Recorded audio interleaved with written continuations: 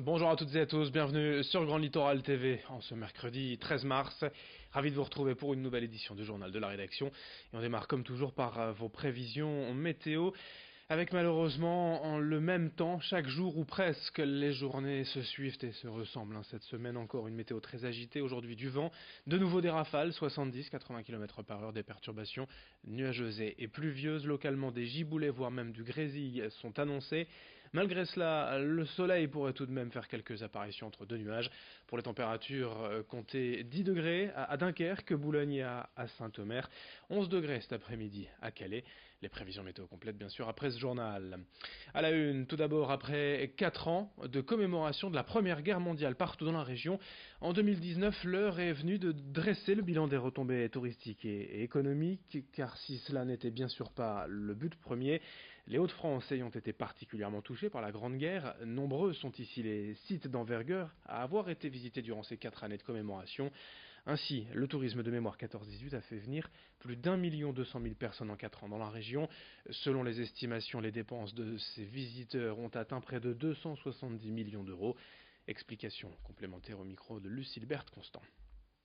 Alors le tourisme mémoriel, c'est à peu près 93 millions d'euros autour de la Première Guerre mondiale.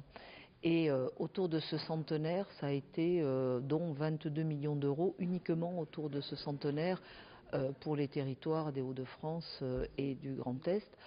C'est non négligeable pour des territoires souvent ruraux qui voient eh bien, leur économie commerciale, leur économie touristique, l'hébergement, la restauration qui profitent de ces événements.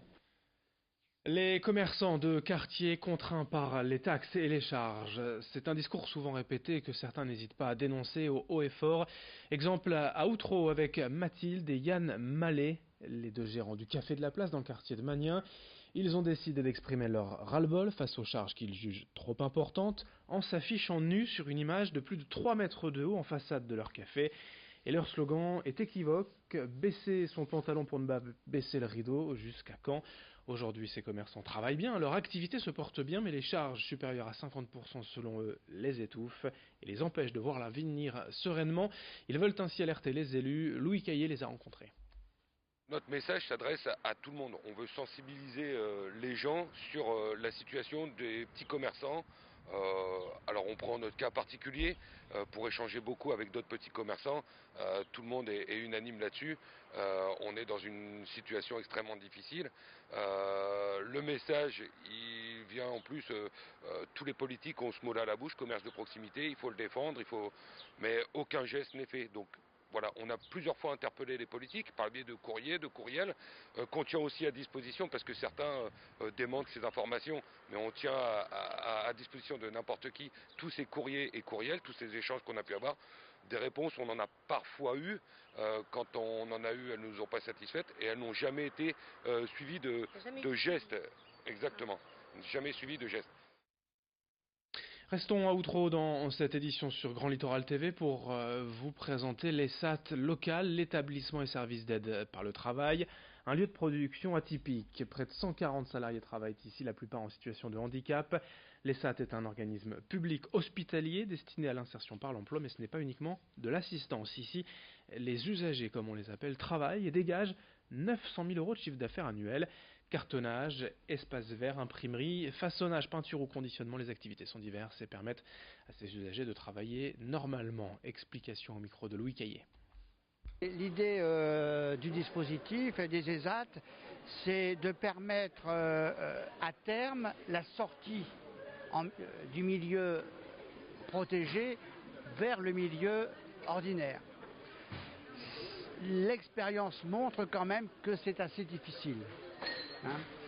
Et en définitive, très peu de personnes en ESAT travaillent dans le milieu ordinaire par la suite. Ceci dit, nous pouvons travailler dans les entreprises à leur demande et il n'est pas rare ici à l'ESAT d'Outreau que des équipes complètes aillent travailler accompagnées de leur moniteur d'atelier dans l'entreprise. Allons également à Béthune dans cette édition pour découvrir le seul monument historique de la région sélectionné pour la nouvelle édition du Loto du patrimoine imaginé par Stéphane Bern. Il s'agit, vous le voyez, du Beffroi, bien installé sur la Grand Place depuis 1346, classé monument historique en 1862. Avant d'être détruit en partie durant la Première Guerre mondiale, il a ensuite été reconstruit dans les années 1920. Selon la ville, 1 300 000 € sont déjà prévus pour la restauration du Beffroi. L'argent récolté par le Loto du patrimoine viendra en bonus.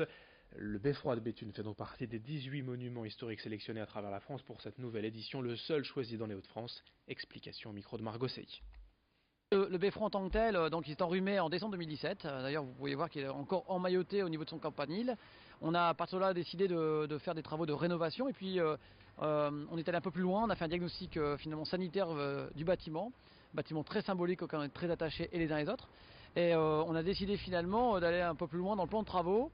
Donc on va tout refaire finalement du sol au plafond comme on dit habituellement. Et donc il y en a pour 1 300 000 €, 15 mois de travaux qui sont cofinancés. On remercie nos financeurs par son bon nombre de subventions. Et donc les travaux devraient démarrer au premier semestre 2020 pour se terminer donc 15 mois après. On termine ce journal avec un rappel, si vous avez un peu de temps en ce moment, n'hésitez pas à aller donner votre sang. Comme chaque année au sortir de l'hiver, les stocks sont au plus bas.